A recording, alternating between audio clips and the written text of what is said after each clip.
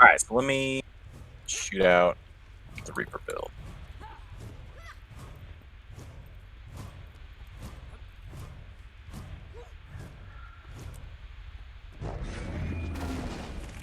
There's the Reaper build. Is a great sword good in World v World at all? I normally see people running like staff and axe with a You'll different see offhand. more of it in roaming. Okay. It's got a really nice pull. That's why it's nice. So Yeah. really, like a heavy melee group might get some use out of the greatsword to pull people in. Okay. But, because you have such a strong melee with your shroud, it's kind of overkill. Like it's kind of better to have some range. From my point of view. Yeah, I feel. Damn it! Did I link the wrong one? Yes. All right. Because I didn't even change. There we go. Reaper.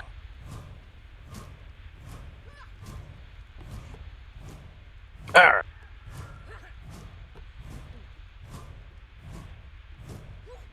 I mean, yeah, if you have Twilight, I understand. That's...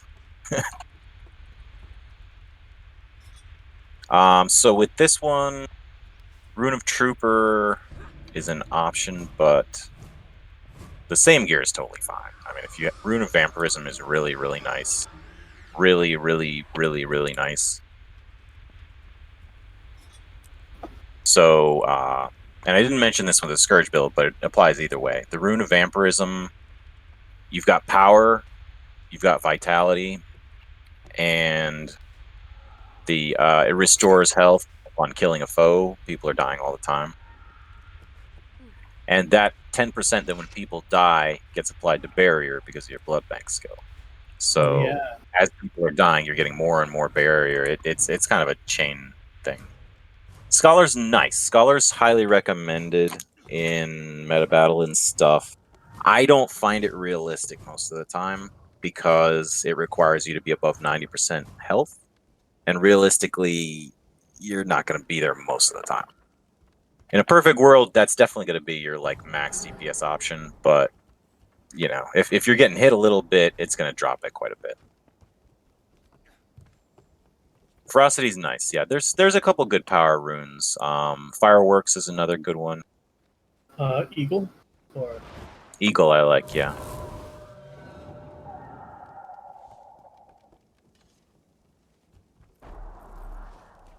But yeah, the Vampirism Room is definitely my favorite, particularly because it plays well with the barrier from that blood bank skill or trait. Yeah, so Reaper, you've got shouts, just like Warrior. You've got shouts. So if you use Rune of Trooper, it will trigger the Condi Clear from shout.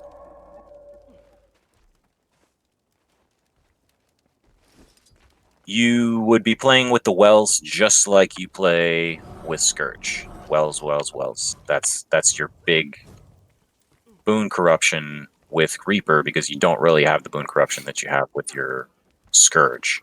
So if you're playing Reaper, it's a really big deal. You get your Wells right.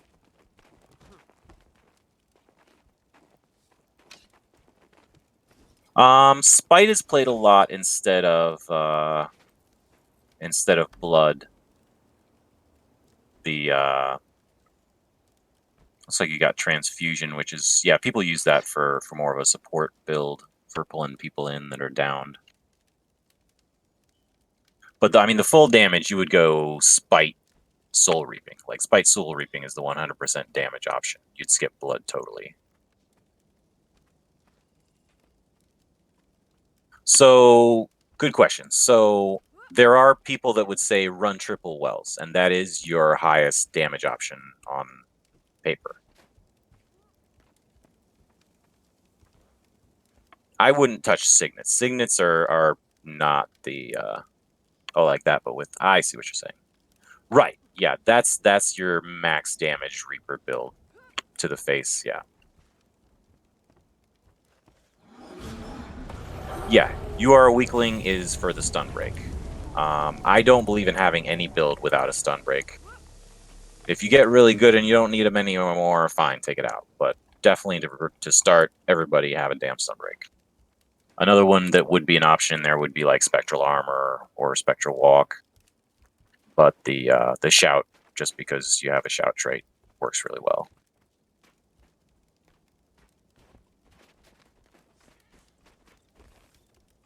So the wells play exactly like we were talking about with Scourge. The Life Force plays just like with Scourge.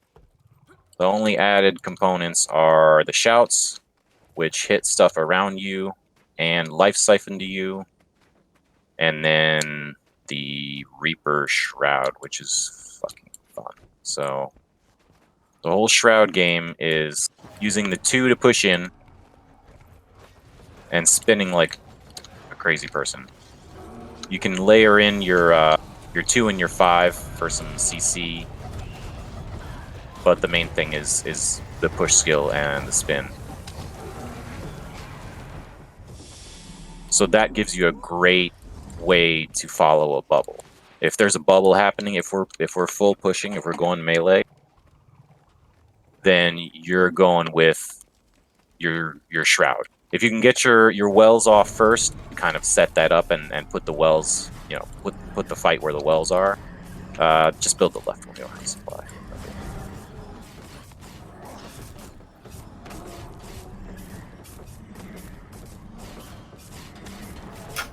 Yeah, 3 does have some stabs, so that is a good one to hit on the way in. You push with the 2. The 2 gives you and it is targeted. If you don't have anything targeted, it'll just go the way you're facing. But otherwise, it's going to go towards what you have targeted. So don't have something targeted behind you, or you're going to go that way. But you get in Shroud, you hit the 3 for stab, push in with the 2, and then you're spinning. And you can move with that spin, just like the Warrior Axe spin. Continually damaging everything. And your auto attack in Shroud is strong. Is really, really strong. People sleep on that.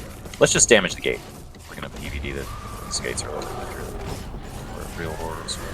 So go in Shroud and just spin on the gate. Just spin, spin, spin, spin, spin. Push 2 at it. Then get in there with your axe too.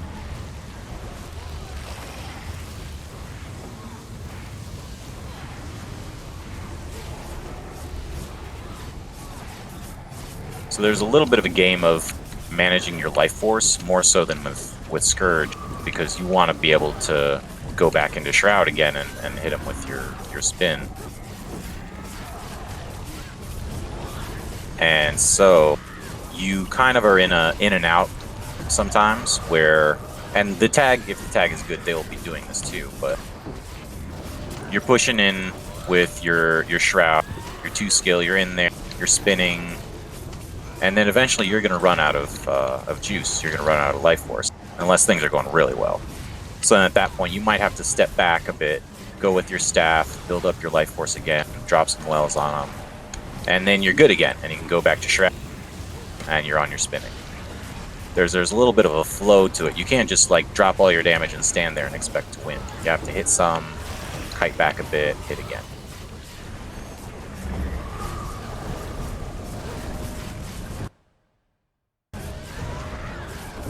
This is not the fastest way to look at this play. Good practice in this.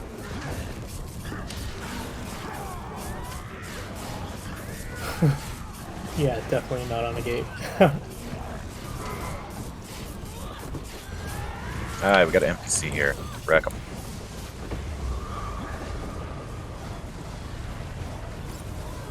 The 5 is a nice CC option in Shroud.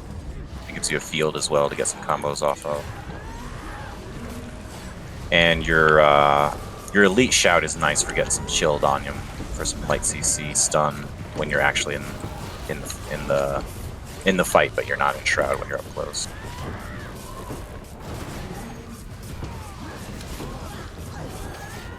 Yeah, there's a lot of bonus damage if you can chill them and if you can get vulnerability on them.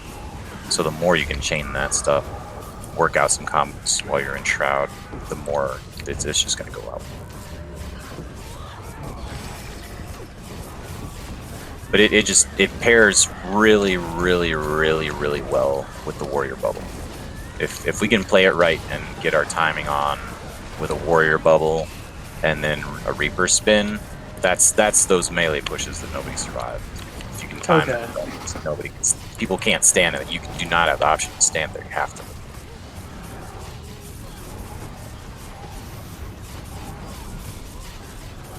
But that's the downside of Reaper, because it has more up close. If we can't get up close, if we're outnumbered a lot, it just kind of doesn't work. That makes sense. Should we run Spectral Grasp in a melee comp? Spectral Grasp is nice to have for the pull, yeah. Okay. It's one of those where when you're out of combat, you can switch it out real quick for one of your wells, and then switch it back when you need to, particularly for pulling people off of walls and things. I'd be careful with Spectral Grasp, because you can freaking Legend of Zelda Ocarina of Time hookshot yourself if they have Reflex up, and if they're a decently comp group, they'll probably have Reflex up, and you'll just melee. Can you pull yourself? Yeah, you'll literally pull yourself into Holy them. shit. Okay. Yeah. So, sometimes that's good, sometimes that's bad. I wanted to go closer. Yeah, if we're in like a good situation and we're just picking on them and they're on the wall, you can try to yank somebody, but in a big fight, probably not. Yeah, okay.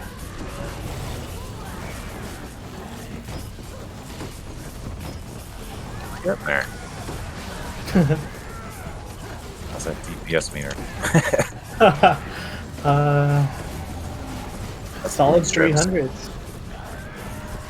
Should we strip this of its boons?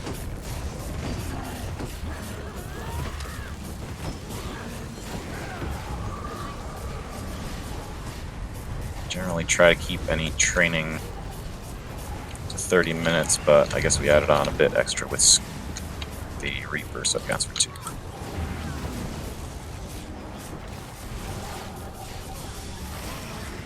But yeah, that's really kind of the extent of my Reaper and Scourge knowledge.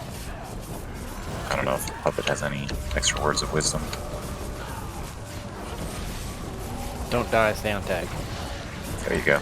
Yes. That's a good point. The Reaper is fucking tanky as shit. Like, there's so much added toughness and whatnot. And even the barrier gives you so much more toughness than you think. You should be comfortable pushing with the tank. A lot of Necros hang from way too far back. You can take it. If you got some support with you, you're just fine.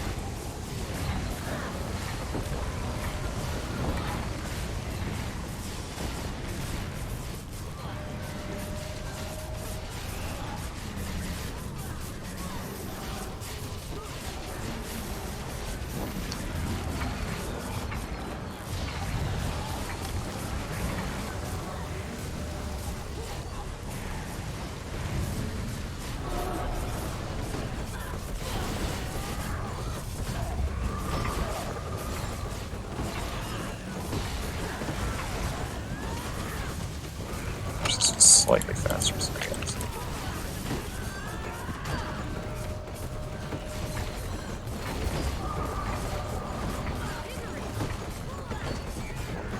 Surprise, that's black.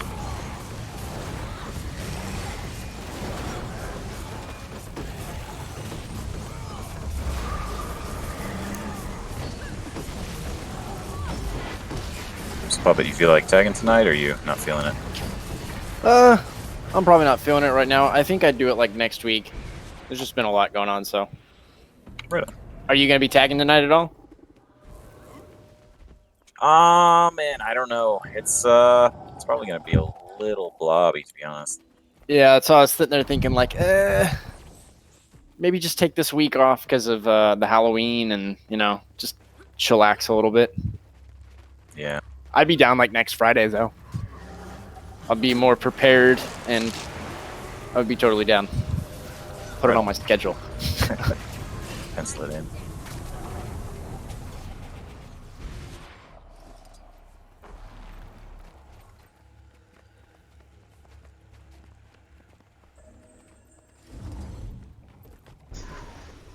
Alright, well, any Reaper questions? Or Necro in general?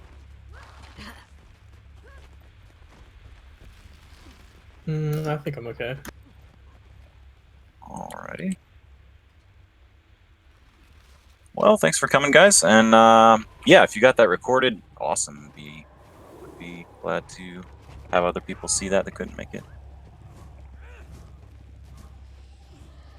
All right, but yeah, thanks, guys. We'll have some kind of group running for reset, even if we don't have a full complement, but we'll squeeze somewhere.